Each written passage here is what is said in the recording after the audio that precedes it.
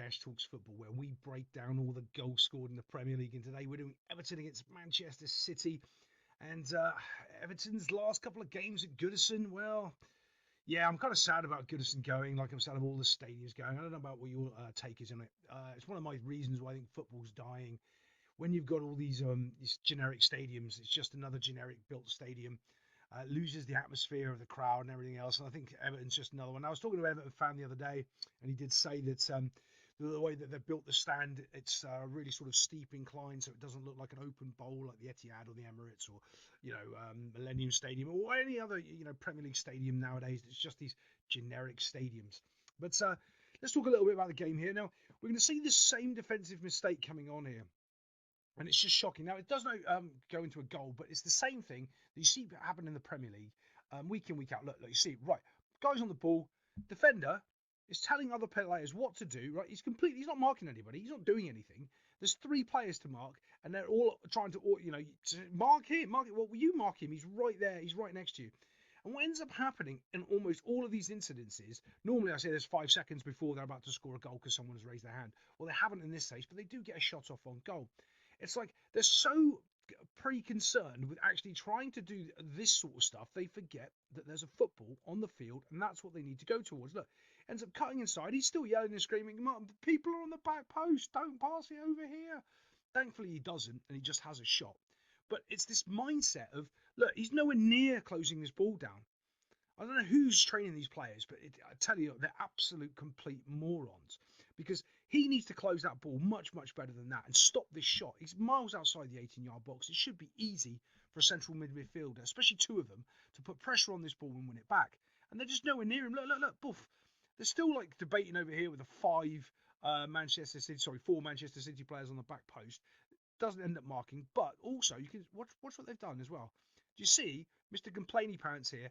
It was here in a line, and he's managed to drop and pull his teammate with him and completely mess up that line. So if this was a rebound coming in, he would be playing these guys on side. It'd be like everything they're doing is wrong, and they're just so lucky that they haven't had a goal scored on.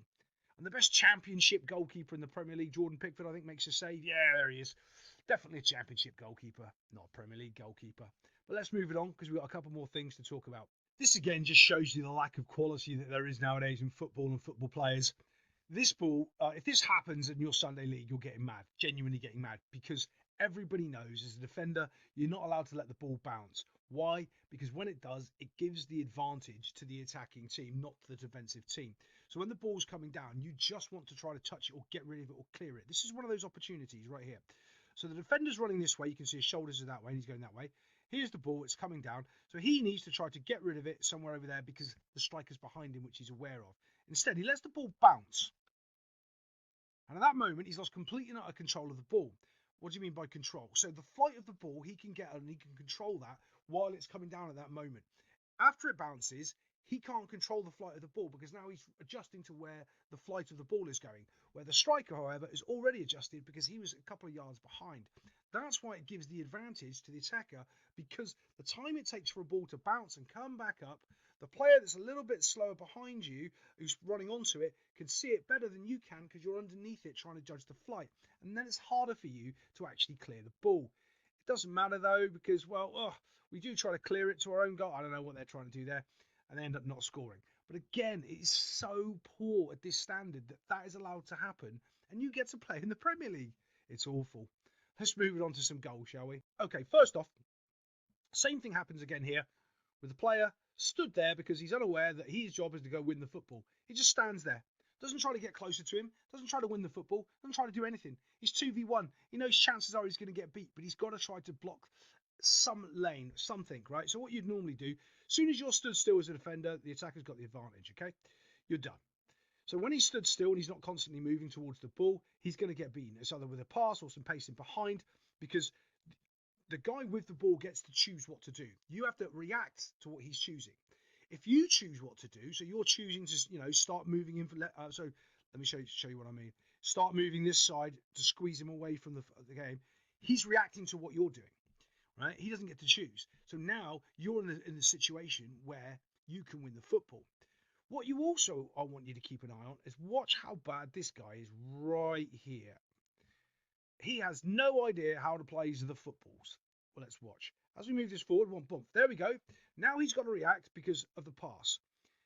This guy's miles onside. You can see him. He was stood almost behind the guy with the ball, and these guys are so deep inside the 18-yard box. You can see how deep he is right there. Yeah, that's definitely a line. But you can see, so if you look at that space there, you can see that he is about there.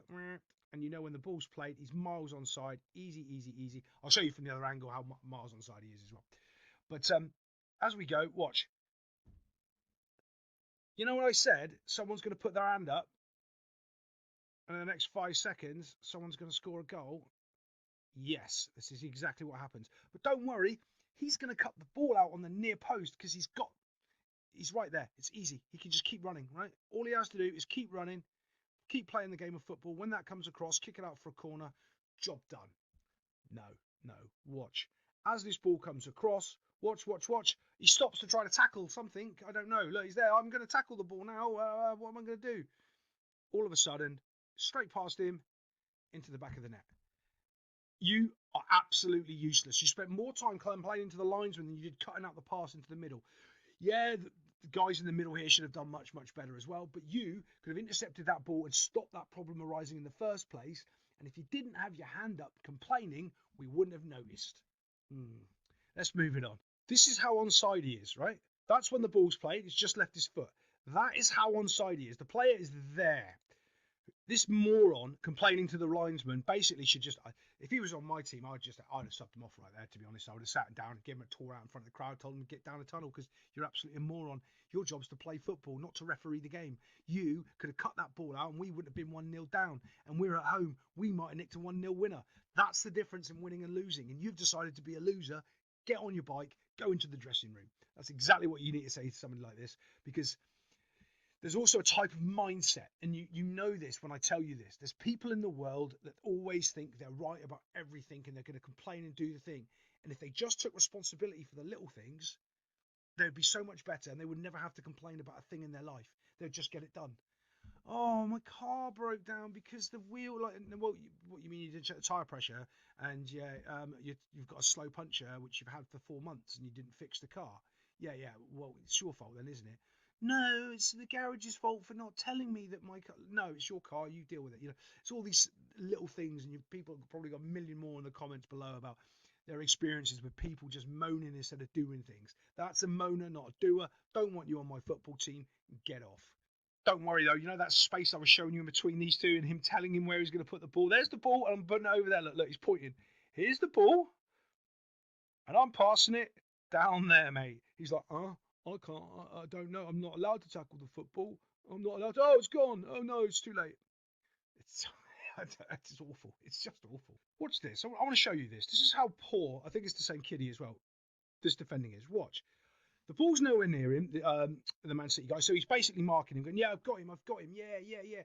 Don't worry, I'm marking him. As the ball comes in, bump. Now it's just a bit of a lumpy ball not into the box. It's just kind of hit. I do like a sort of a lumpy ball in as well. And the reason why is because it's how mistakes get caused. And a lot of goals get scored because you make the enemy team make a mistake. The enemy team. Yeah, that's exactly what I call them, by the way, when I'm coaching. They are the enemy. The enemy team make a mistake.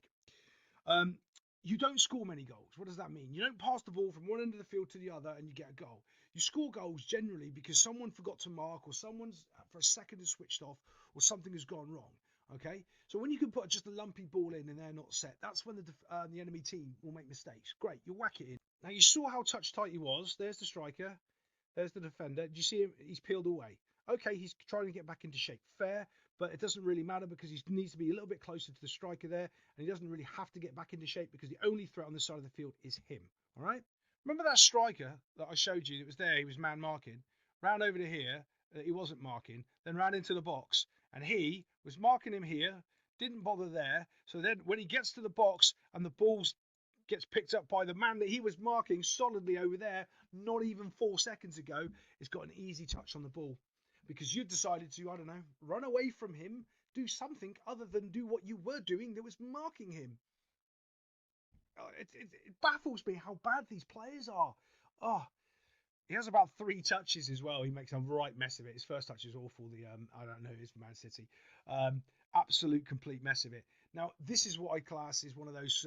If you scored one, you know what I'm talking about. When you're taking a worldy shot and you're about to, and you just slip, and it becomes better because you slip. I think this is one of those shots where he knows what he wants to do, but as he goes to hit it, he has a little bit of a slip, and he just ends up firing it into the goal. And he probably wouldn't have scored if he didn't slip. That's one of those, in my opinion. But other than that, let me know what you're thinking in the comments below, and I'll see you next time on Cash Talks Football.